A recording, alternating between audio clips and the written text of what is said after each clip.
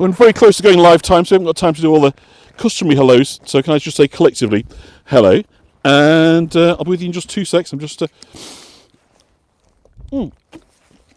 How's it going? Are we all good? Can you hear me? Okay. What's the sound like? Because obviously it's fairly windy up here, but hopefully the muffle will do a job. So there I am. Who'd have thunk you could be live on the internet on the top of a moor? How we have come on. So obviously if the signal dips a little bit from time to time, just go with it. You know, we are in moorland. By the time you've kind of typed sound gone, we'll be back up. So just accept we're in the wild now, and you know, let's have fun with it. Let's kind of experience it together, but let's just sort of couch our expectations in kind of where we're working at. So hi, for those that I've seen, it's KCM, Rob, Nicola, hi Wanderer. I've seen you for a few tours. Good to have you back. So can we just take it then I've done my usual hellos. I've just sort of come late because obviously it's a bit more technically difficult. It was a bit further walking than I thought. So consequently, hi Hadrian from Boston. Definition of more, when are you going to see it? In just a few minutes. Not in a few minutes, a few seconds rather. So I saw top postcards. Thank you everyone who was trigger happy yesterday. Hopefully you'll be suitably impressed today as well. So thank you, Linda.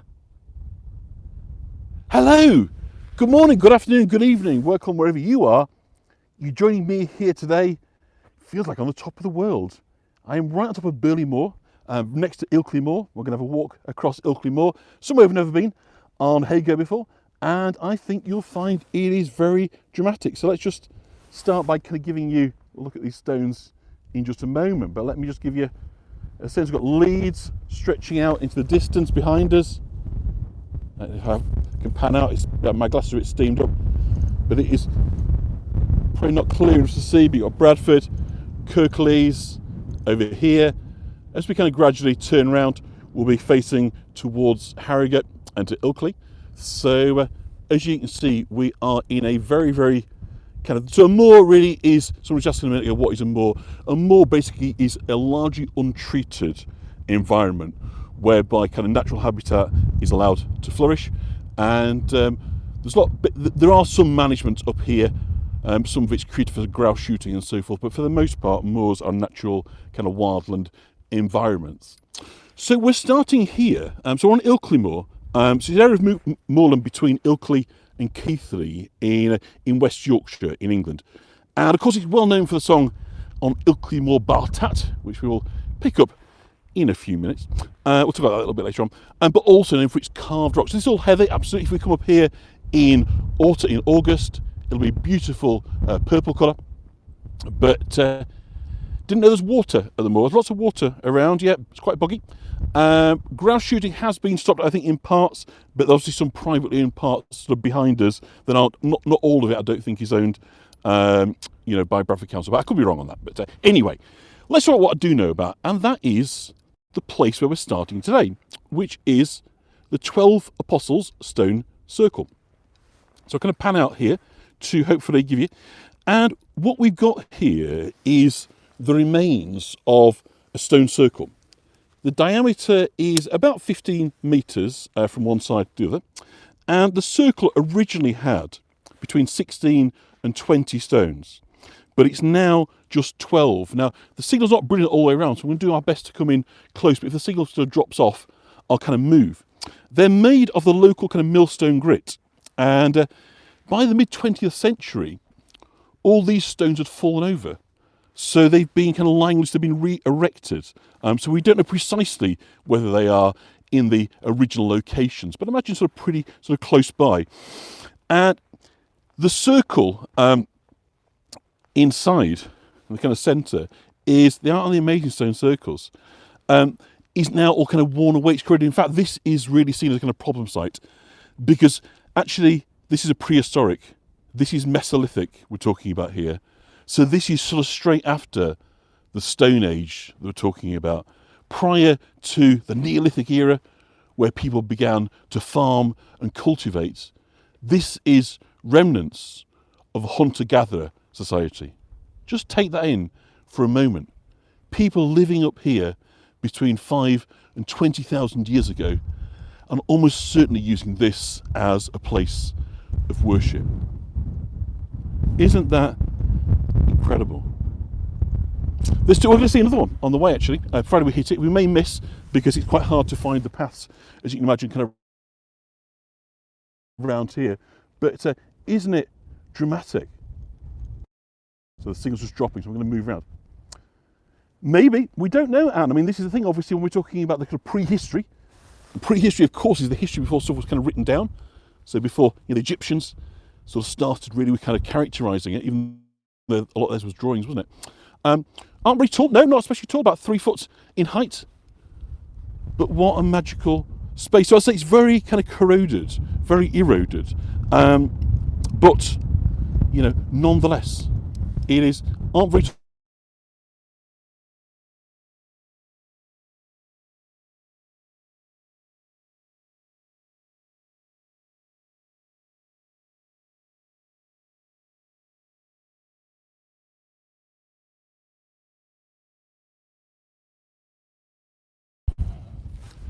Still back there. Sorry, just hit a bit of a dead spot there. Can you still hear me and see me?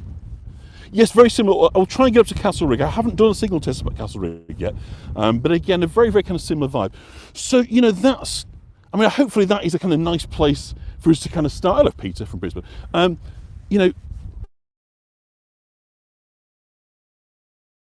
What a sight!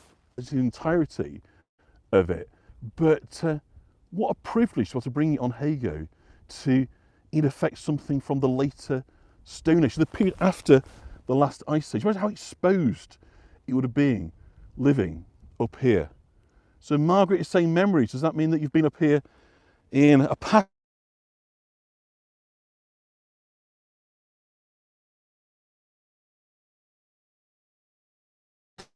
life, in this life? Out of that, it should improve kind of markedly. So much of Ilkley Moor, thank you, Rachel, was formed during what was the Carboniferous period, which is about 325 million years ago. I'll just say that again, 325 kind of million years ago. And at that time, this was kind of part of a sea level swamp. Fed by kind of meandering rivers that kind of worked their way in channels across the moorland. And then basically glacial activity sort of tore apart this countryside and it dumped the stones around. So wherever we see these kind of stones, they're very large, we'll see some large stones later on, it's amazing to think that they were carried by glaciers. It shows us the kind of the monumental power of the glaciers that, could carry things that we can barely even weigh, let alone kind of establish kind of how heavy they are. So let me just get us over here. So basically we are going to be walking in this sort of general direction all the way back to base, as you might say, to the Cowan Cave. Still stuck on Wallace and Gromit. And luckily there's a path, it's called the Dales Way, so we get a nice sense. We can't get too far lost along the way. But I will have to just keep my eyes and ears open, obviously, because there are some hazards, some sort of deep puddles and so forth. And if I get a bit out of breath, I hope that you will forgive me along the way. So just a quick trouble, who's actually been up here on Ilkley Moor? How many are veterans of this? Okay, so Teresa's been up here. Anybody else? Clodagh's been up here. Clodagh, yeah, I think you're from the Dales Way, weren't you?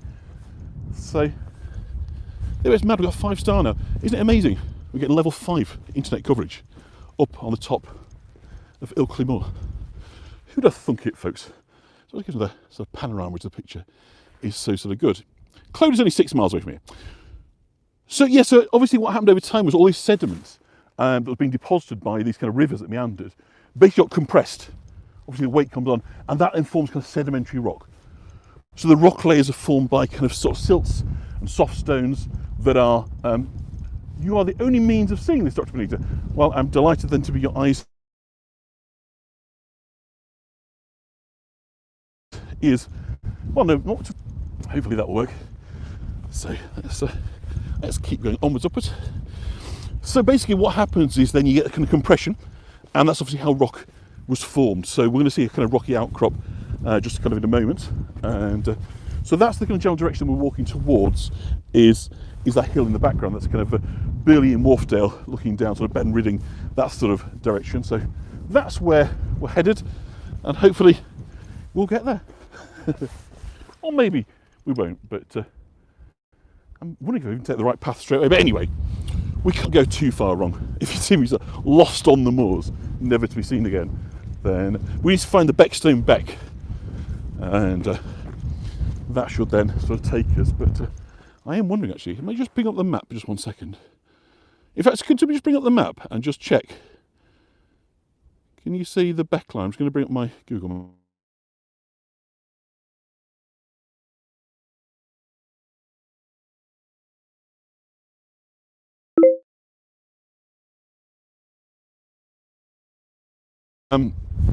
So head door, as long as we've got that in front of us, it just might mean that we struggle to find one. We sing the, well, we can sing the song a little bit later on. We can sing this song. No, there's no sheep up here, not really. It's pretty desolate. There's nothing much to see by way of animals. Much more likely to be wild animals rather than kind of farming sheep up here. But you know, if you have a look at it, it's not really sort of good grass really for any aliens. Right, well, okay, Robin, that's kind of what I was about to kind of come on to, really, was that perhaps because this is so sort of desolate, and also the clouds could have come down now, so you can't really see. But actually, if I was to sort of zoom in over there, can you see on the top there the famous golf balls of Menwith Hill? I don't know, it's hard to stick my glasses just to, it looks a bit grey, my screen, but I'm just trying to find it on the zoom. Zoom's great for getting into something, but it's bad for looking for things, because then it makes it very difficult to kind of get the motion right. And there we are. Can you see that? That is Menwith Hill, which is it's a nuclear warning sort of station.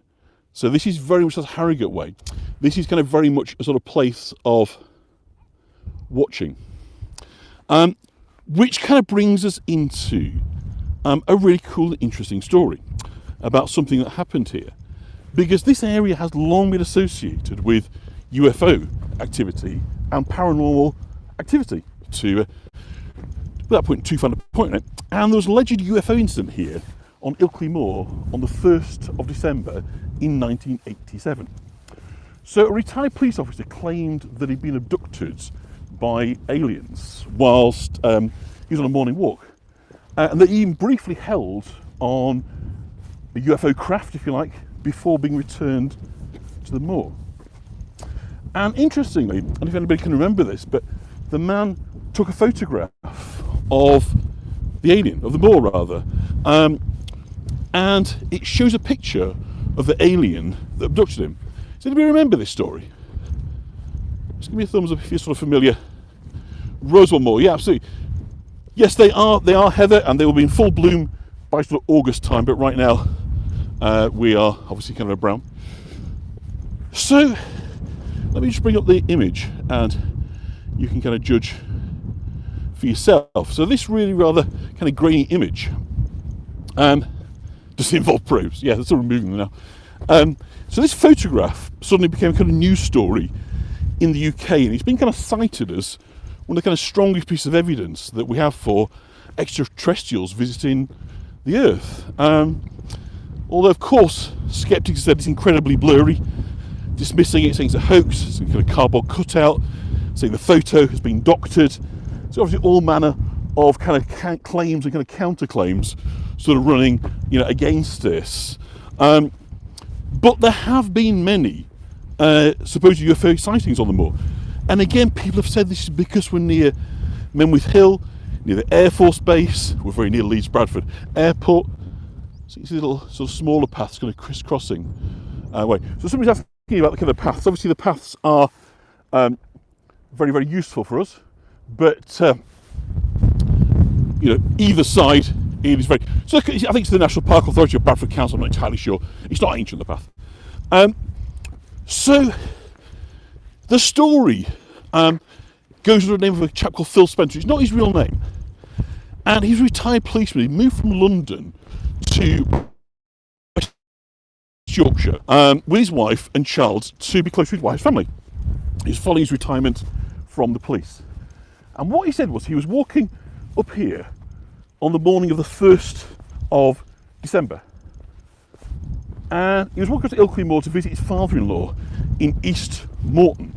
That's the name of the place that he was visiting. And he'd taken a camera with him, as well as a compass, in case there was fog coming down. And according to Spencer, he'd walked up a kind of small hill. And when he then, up at the top of it, he kind of noticed this really rather odd looking figure. It's on the trail just in front of him. He's about 4 feet tall and a really kind of oversized head and long thin arms. And the creature made a gesture at Spencer, which he kind of took to be a gesture of sort of saying, stay away. But what he did was he took out his camera and he took a picture of the creature. And the creature then runs away and Spencer follows. Now apparently he loses the creature in the fog, but he saw a craft rise, right out, it's great, isn't it? Saw a craft rise from the moor and disappear up into the sky. And he describes the spacecraft as being sort of whitish colour and consists of 2 saucer-shaped parts that were attached, and with one being on top of the other, that there was a loud hum. But he didn't take a photograph of the craft. And rather than continue with his planned route, Spencer headed to another town that was about half an hour away. And when he arrived, he discovered about half an hour later, it was 2 hours later in the day than he expected it to be. And additionally, the compass that he'd taken with him was pointed in the opposite direction.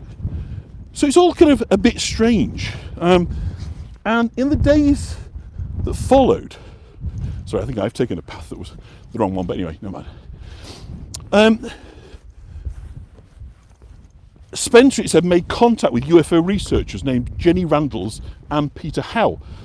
And Howe claimed to have been extremely sceptical at first, but later came to believe Spencer. So Spencer handed over the copyright of the photo to Howe. Although the story kind of made the news quickly, Spencer insisted on no publicity. He wanted to keep his anonymity. And various write-ups of the case have made it clear that Spencer didn't make any money out of this. He didn't try and exploit it in any way, which is kind of interesting, right? And as well as examining the height, the site rather, Howe sent the photograph to a number of experts. A wildlife photographer looked at the photograph and said, this is no known animal. Nothing that exists that we know about is this. Experts from the Kodak laboratory, so the photo people at Hemel Hempstead, they said it's not been doctored in any way that we can see. A UFO specialist in the US Navy concluded, though, unfortunately, that the photograph was too grainy really to make a definitive. But on balance, he felt there was something in it. And according to a leading ufologist called Nick Redfern, Spencer was then visited by the Ministry of Defence. A couple of days later, 2 men in black came to his door and basically told him to stop talking about it, trying to intimidate him into silence. And while the photograph was being examined, Spencer claimed he experienced some strange dreams.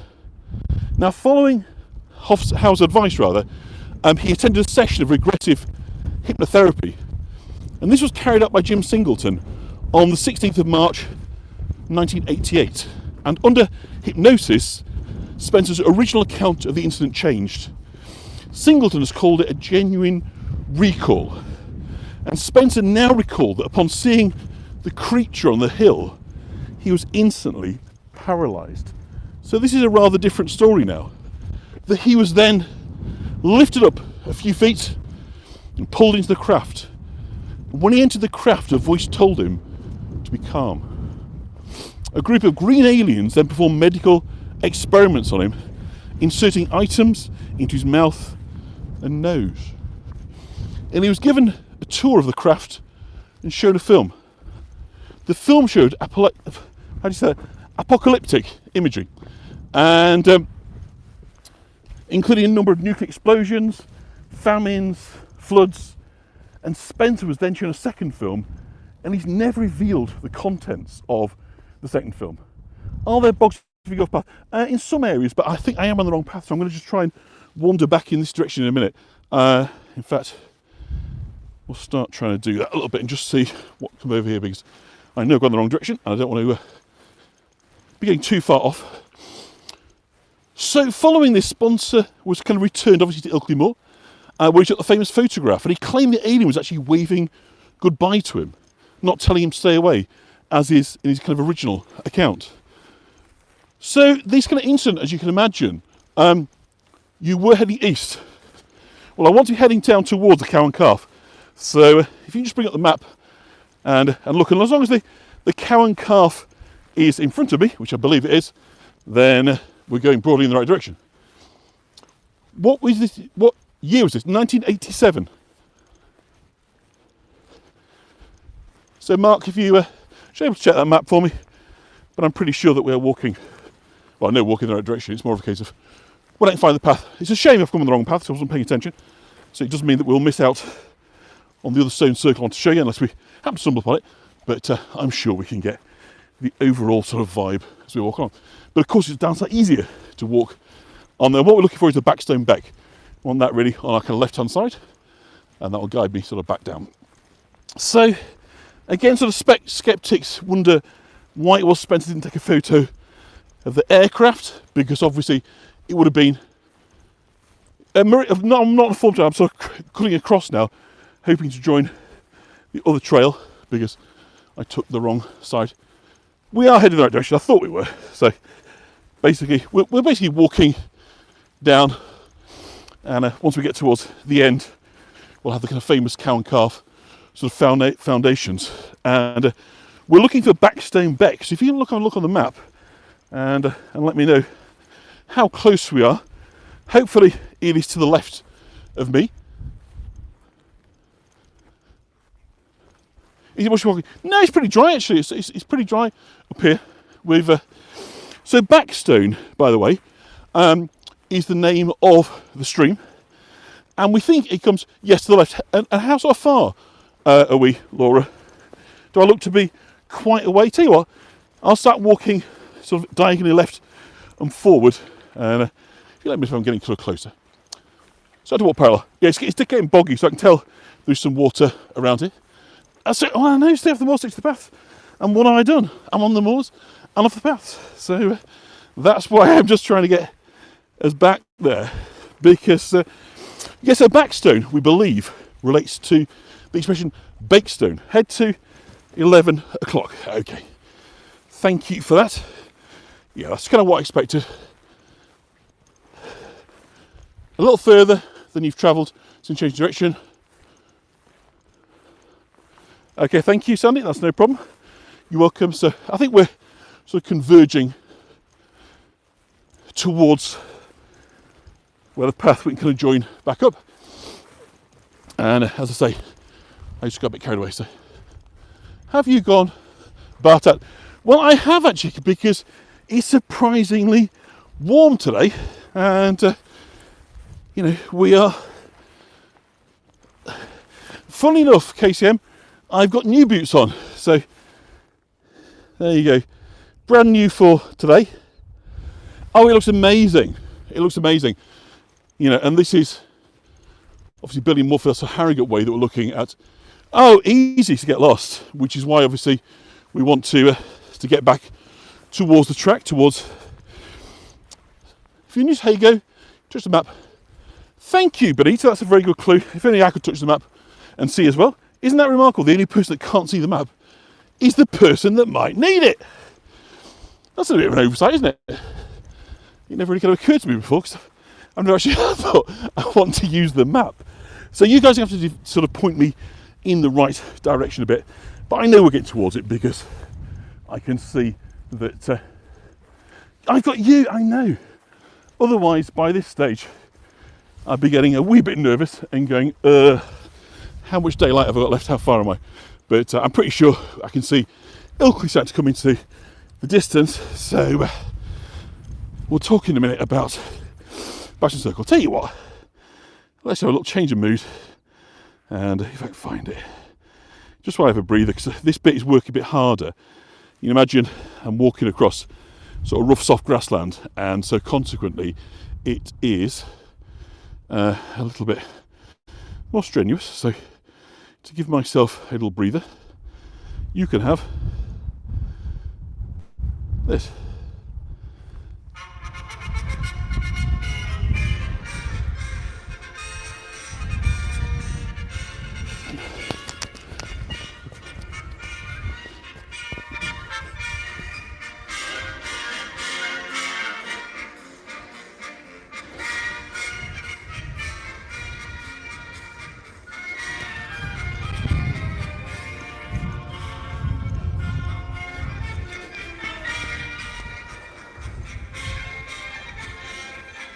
Thank you.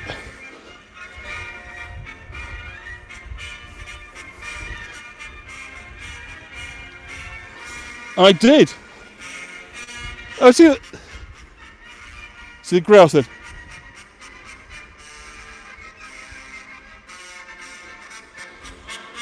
Crashing plane. There are a number of stories. Gosh, it's getting hard to walk on. So I'm almost falling over with this. So let me just hopefully. Oh, sorry, it's got very boggy a minute. So I'm just gonna. I can see about 100 feet, 100 yards ahead of me. Hopefully it starts to get a lot lower, and then hopefully. But at the moment, this is like walking across tumbleweed.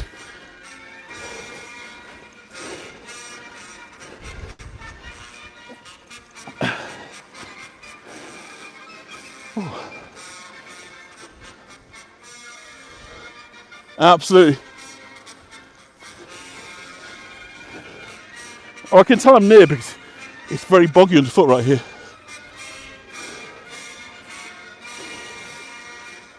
So there we go. And we'll talk about those lyrics in a minute. So I take it if I'm almost on the line of Backstone Beck that the cow and calf is ahead of me. So hopefully I'll interact with a path before we know it, and I'm about to talk and breathe. So suspenseful. Will he find it? Will he ever be seen again? At least he died with 100 odd weaknesses. He didn't die for nothing. He didn't lie alone. There was plenty of others around him. So, gosh, I'd say what it is because these are so spongy underfoot. It's a lot more tiring. Path on my left. I'm almost at the end of this bit, I can tell, because it completely changed colour back to heather. But this has been, I suppose we've been in the Beck by now. I don't think we'll need that. I know which direction I'm going in. It's more trying to find a path rather than walking just across the moorland, because it is a lot more physically demanding, as you can imagine, walking like this than it is about walking on a nice sort of smooth path. I'm walking away from the path. Well, it's more a case I'm just trying to get onto this shorter heather. So hopefully, winding off path because I realised to take the wrong path. So I was trying to get us back to where we should have been, which is sort of this direction in front of us. So next stop. Oh right, Badgestone. Okay. So we were trying to hit for the Poets' Corner and for the Blackstone Circle, which is, I don't think, too far away from here, but I don't think we're going to hit it now on this tour. So can you see where the path is? Because this is killing me walking. I'm trying to. I'll come.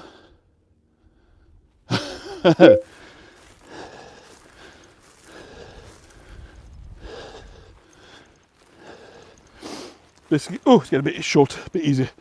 So hopefully we can chart the path to the left. I'll try and head towards the left now. But as I say, it's these, I can't really describe really. They're like it's almost like tumbleweed.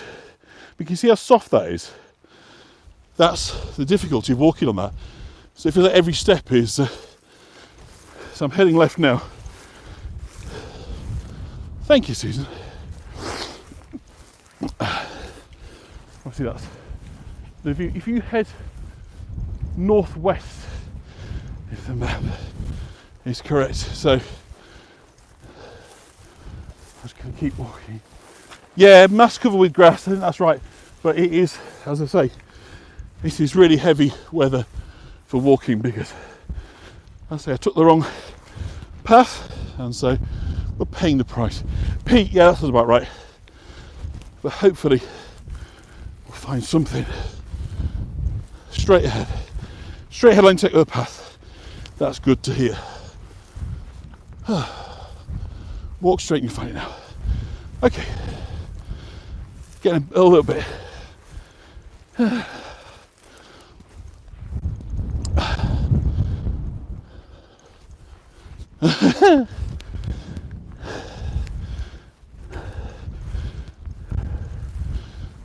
So do I feel pretty close to it now?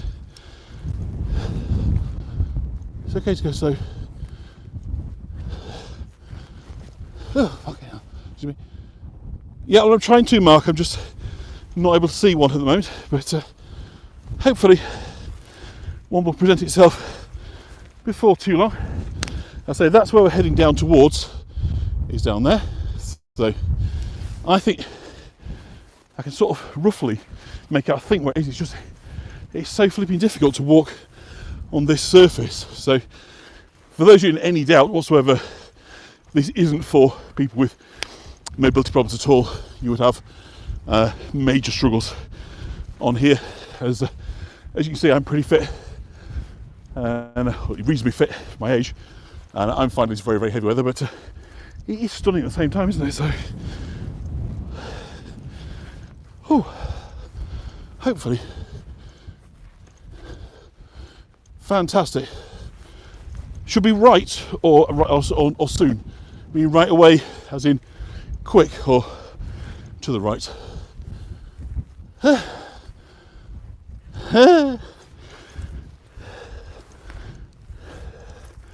You're not alone, are you?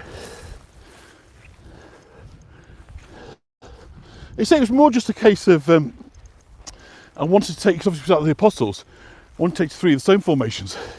So that's why I'm sort of slightly frustrated. We're still going to get to the same place because I can see it's just over there where we're headed, but map says should be at the path.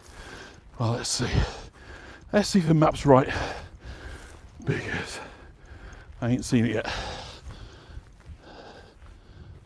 Map says you cross the path. There you go. So you think I'm on the other side of the path now? Because I certainly haven't seen a path, but another is there. Okay, we'll just keep going. As long as, if you look at it, just as long as I've got the cow and calf formation in front, then I'm going in the right direction. Generally, 90 degrees left. Again, I keep going left, but then it doesn't seem to help. So I don't know to what degree there is a delay between where I am, the GPS.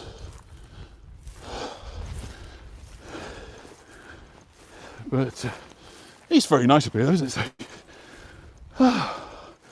So I was going to say about some more paranormal stuff, but I'm just struggling with my breath at the minute. So I'll just try and get us on something, a path, any path, and then you need to head left to the path. I'm seeing right. So this is the problem, guys, is that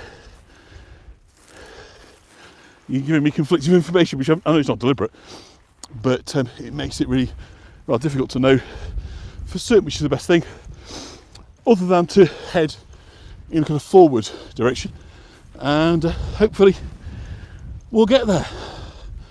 Both ways, 2 branches, closer one is to the left.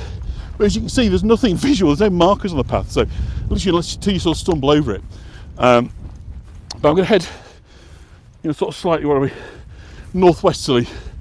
I'm walking at about 10 o'clock, so hopefully that will intersect me with some route, but generally speaking, it's heading down towards where we want to be. So it should be paths either side of you. Should be, yeah. Should be. Robert is right. Looks like headed to Badgerstone. Well, I think Badgerstone's in the same direction. The cow and calf sort of right on the end. So the final bit of I will walk over the mud. Currently head towards Badger. No, I don't like Ilkley cake. I find it just sort of too extreme. It's a bit too much, but so I think I can see a line here that might be a path, but I've fell for this one already. Yeah, it is mine because I made a mistake. I stepped off the path, and I've been trying to recover sort of ever since. But that looks like we might be stumbling towards a path. You don't see the cow and calf on the map? Well, it's been there 300 million years, so I don't think it'll have gone anywhere in the last hour since I was last there, so I'm not worried too much about what the map has to say. Keep going same direction. You know, basically as long as we're heading towards Ilkley, which is sort of, as you can see in the front. Ah! Path. Found one. We found a path. Pardon me.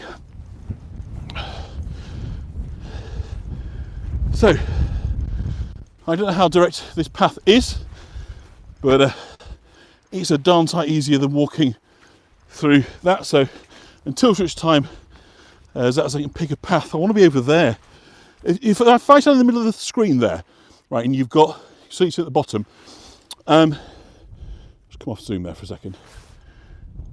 Can you see Backstone Beck rather? Is that on my left hand side by this ridge?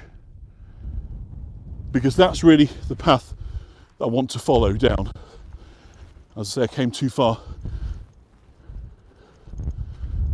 You went past it. Badgerstone, it's behind you. The Beck's behind me. Okay.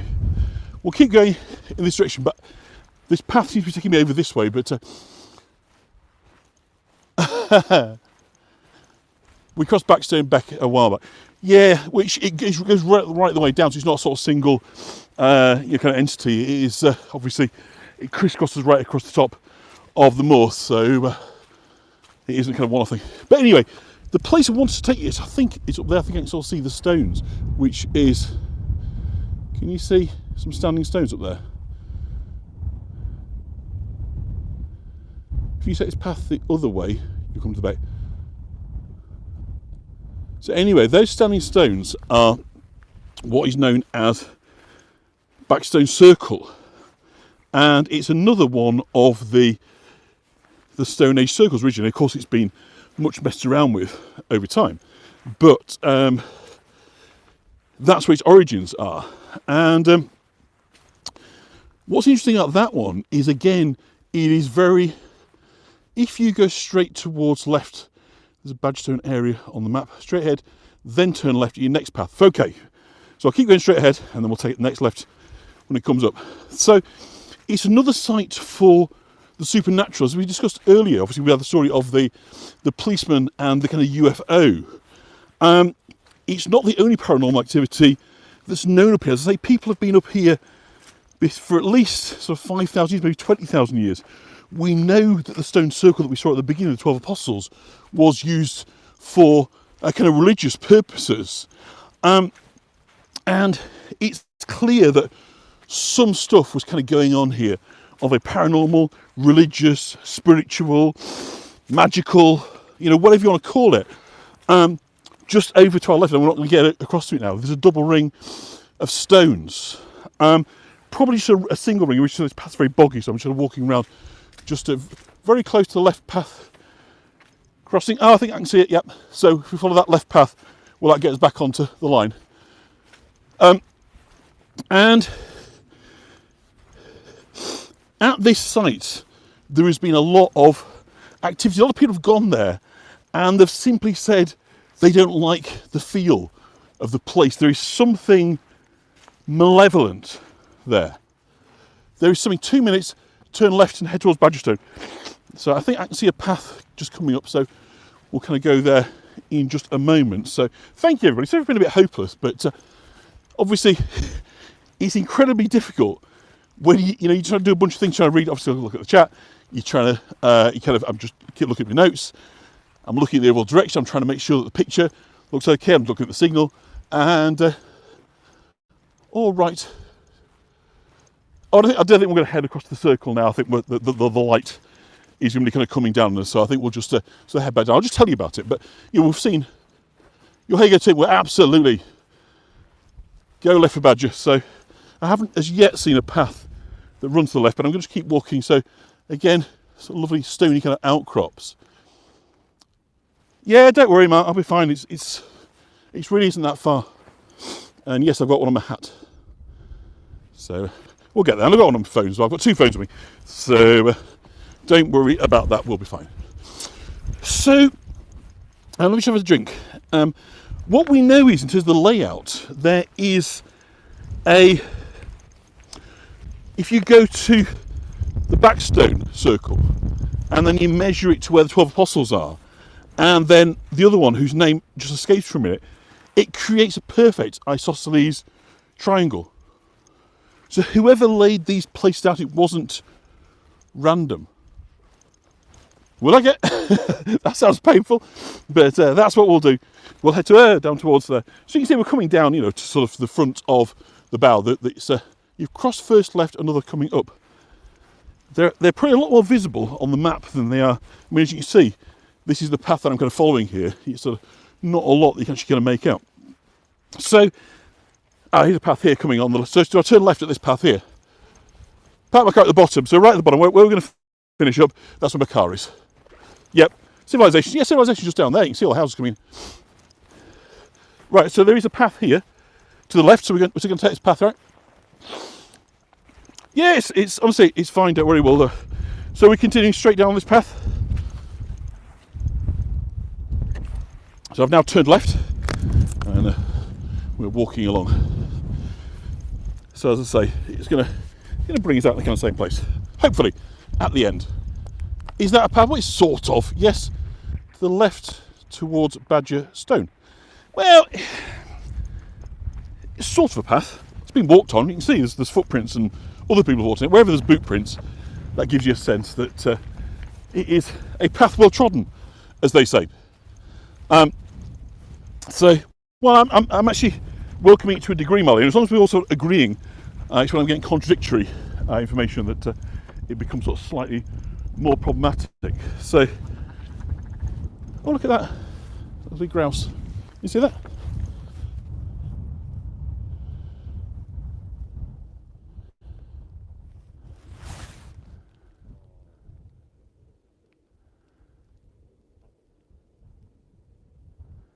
Beautiful, eh? Right now, left is not necessarily the direction that I want to go in, because left sort of takes me back out there. What I'm trying to do is head my way sort of down here to my right-hand side. So what I'm looking for is a path that is going to get me down towards the cow and calf. So that's kind of what I was kind of hoping to be sort of aligned with, which should be. So can we just look at the map just 1 second? I'll just stand still. And that should be the direction. What? I can't be David. What, are you saying I'm going in completely the wrong direction? Keep going straight to White Wells. What? Behind me, so I'm in the wrong direction? Is that what you're saying? Because if it is, I really need clarity on this now, so. Heading toward Badgerton again, feeling away. Okay, guys, so I think what I may have to do is this. Is Ilkley in front of me then?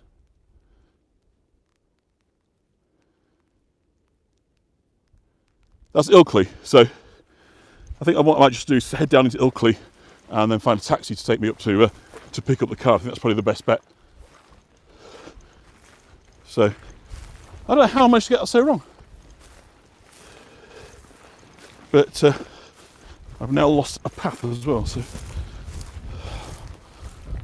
at this point, I can't read it. It's coming too fast, guys. Sorry. So I'm just going to try and get.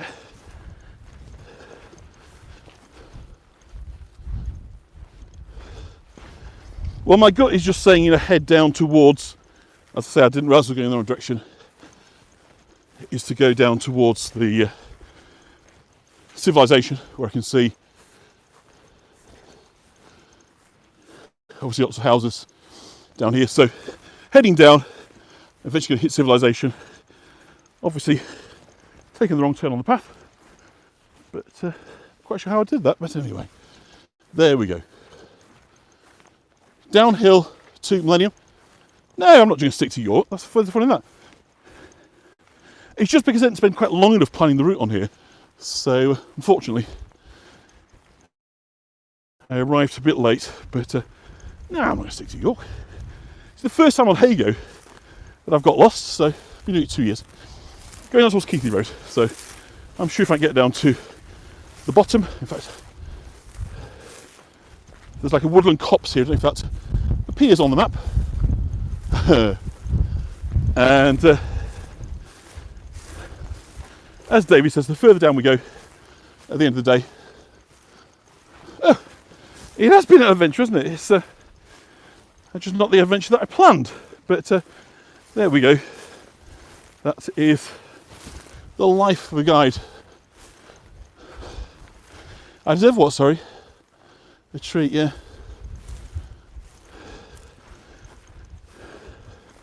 Yeah, bottom line, guys, as you can see down here, there's lots and lots of houses and lots of lights down there. So the only challenge for me is getting from wherever I get in civilization, getting back up to the Cow and Calf. So I'm sure I'm about to get a taxi. This is now walking very long, but hopefully it'll be a bit easier down here. I can't see. I can see why. The paths are hardly visible, it's got to be said. And as I say, when you try to do a bunch of things simultaneously, which is just the reality of being on Hago, is you're looking at multiple kind of sources and thinking about a lot of things. That these paths are very, very hard to spot. But I think there's one over here. Well, this isn't too bad. Cow and Calf Pub, absolutely. So Cow and Calf Pub, and but it's named after the kind of rock formation. Very famous. The cow being kind of large rock, and the calf being the smaller one, kind of broken off from it. So consequently, now I can see a proper path up there in the distance.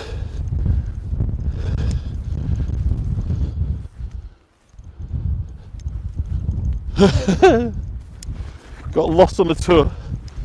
You can guide the guide, but I would imagine. So let's have a walk across here. No,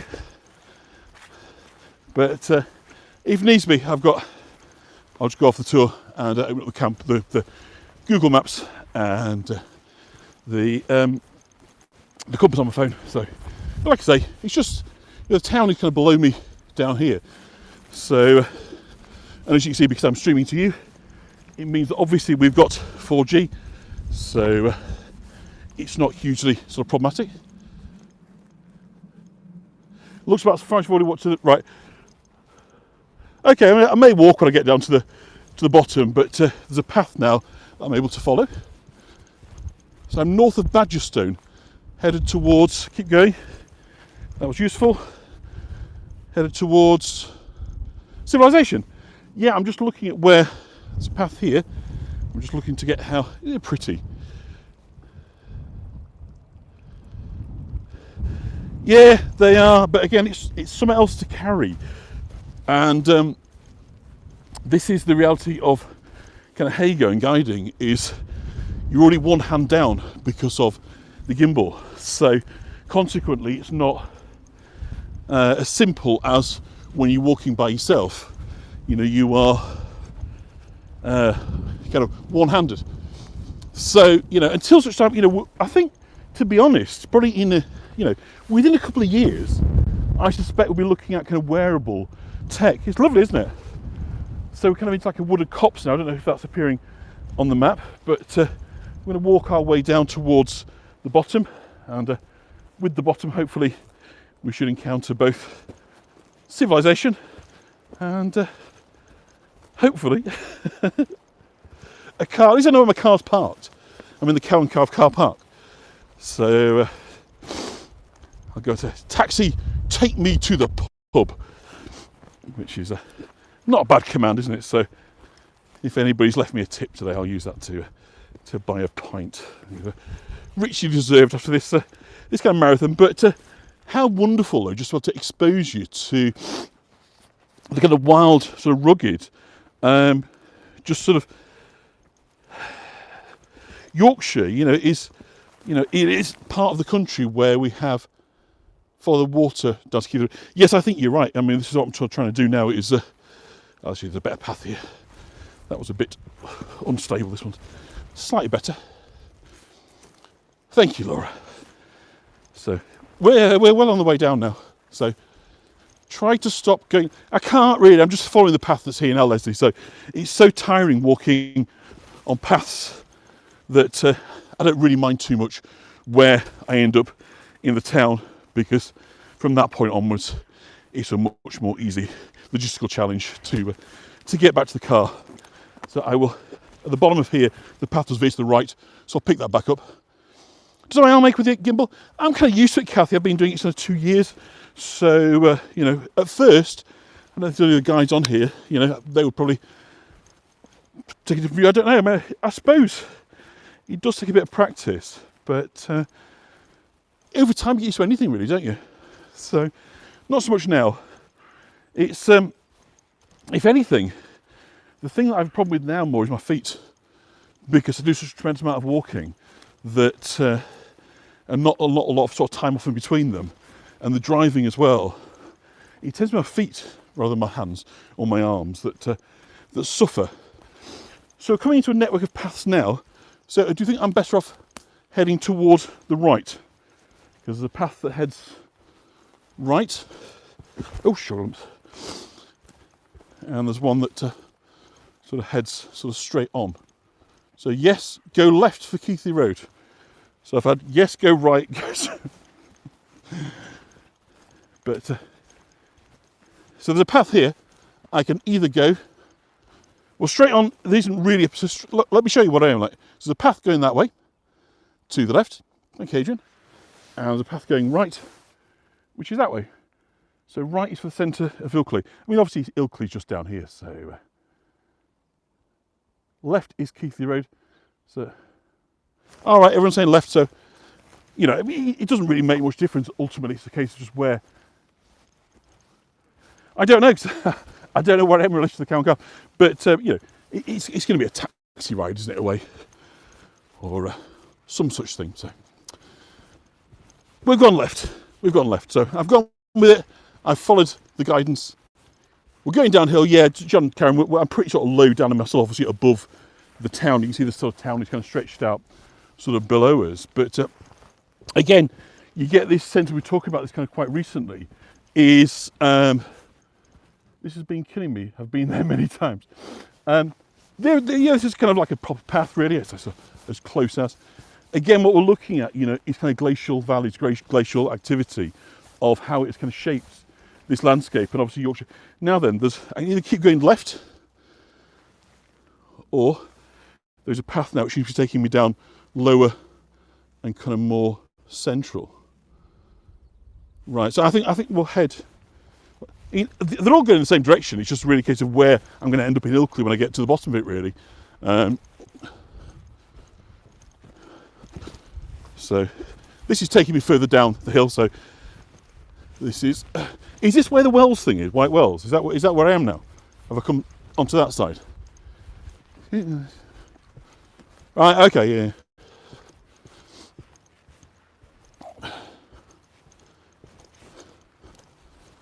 So isn't it lovely though? Wells is to my right, okay? So if you stay on this path, you'll end up, that's a bit too much information, go on, but I'm hearing it. So this path is sort of naturally taking me round to the left, but isn't it picturesque up here?